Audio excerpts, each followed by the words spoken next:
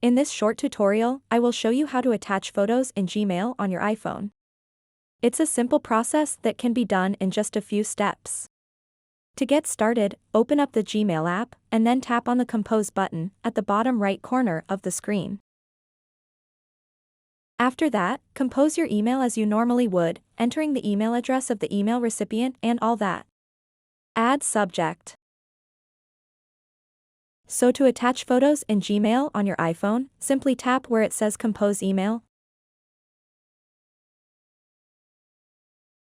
and then tap on the paperclip icon at the top right corner of the screen.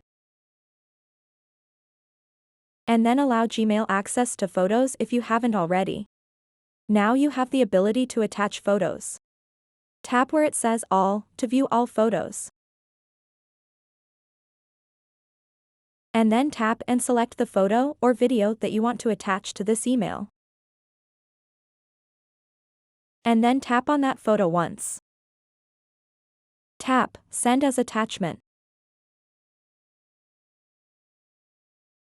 All you have to do next is finish composing your email and hit send.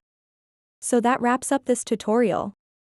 If you have any questions about this whole process, please let me know in the comments section below.